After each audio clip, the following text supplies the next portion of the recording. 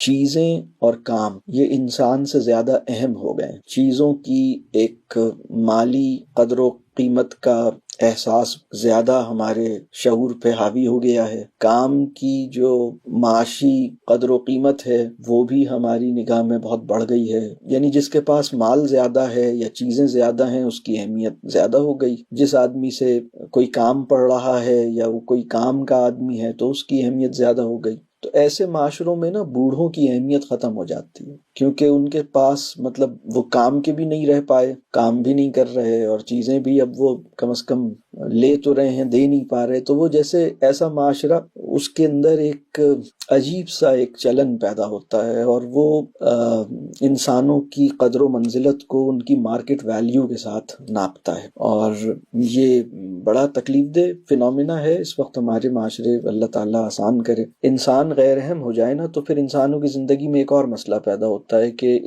ہر انسان سے سب سے زیادہ قریب جو لوگ ہوتے ہیں وہ کم از کم اس کے گھر والے نہیں ہوتے. یعنی ایک ایسا معاشرہ وجود میں آتا ہے کہ انسانوں سے قریب جو انسان ہے وہ اس کے گھر میں نہیں ہے، وہ کہیں اور ہے. بہت سے لوگ جو ہیں وہ اپنی پریشانی کو، اپنے دکھ کو، اپنے مسئلے کو کسی تھراپسٹ یا کسی کاؤنسلر کی خدمات حاصل کر کے اس کے ساتھ تو شیئر کر لیتے ہیں، لیکن ان کو گھر کا کوئی آدمی یا دوست کا کندھا میسر نہیں رہتا. تو وہ ایک المیہ پیدا ہوتا ہے، تعلق کا بحران. اور جب تعلق کا بحران پیدا ہوتا ہے تو پھر کیا ہوتا ہے کہ فیملی جو ہے نا وہ ایک مجبوری کا سمجھوتا ہوتی ہے. وہ اس میں جیسے یعنی وہ ولفل سیکریفائس جو ہے نا، یا ایک ایسی قربانی جس کو میں قربانی سمجھتا ہی نہیں ہوں، اور قربانی دیتے ہوئے کوئی مجھے محسوس بھی نہیں ہوتا. مطلب اگر میں نے تمہارے لیے کچھ کیا ہے تو یہ میرا فرض تھا. تو آدمی اس طرح کے جذبے کے ساتھ کسی کے لیے کچھ کرتا تھا. لیکن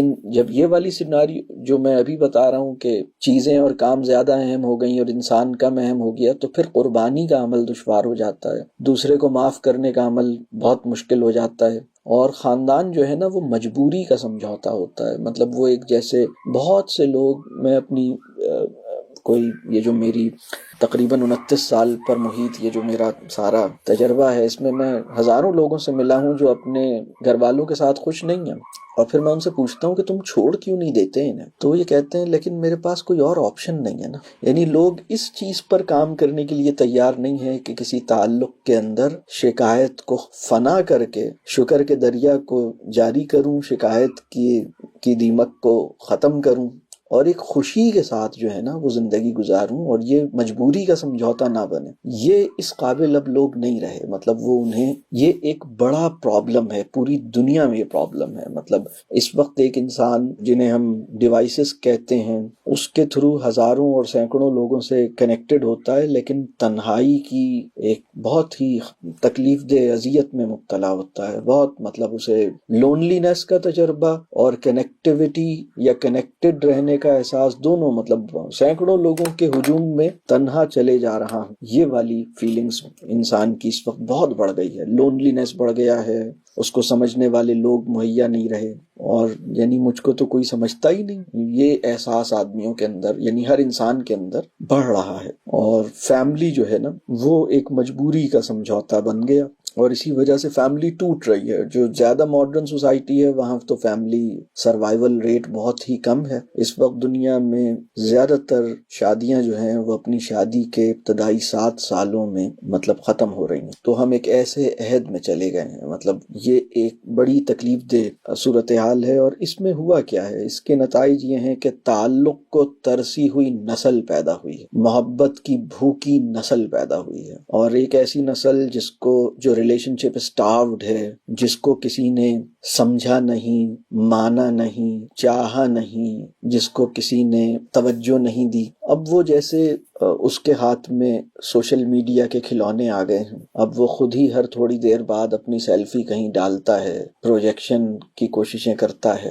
عمرہ کرنے بھی جاتا ہے تو 4 تصویریں ڈالنا ضروری سمجھتا ہے، کسی کو زکوٰۃ بھی دیتا ہے تو اس کا تذکرہ کہیں کرنا ضروری سمجھتا ہے. مطلب اس کے اندر ایک بے چینی ہے کہ کوئی مجھے دیکھے اور لوگوں کو بتا دوں. ایک بے چینی ہے. تعلق کو ترسی ہوئی نسل، محبت کی بھوکی نسل، جس کو کسی نے مانا نہیں، سمجھا نہیں، جس کو محبت نہیں ملی.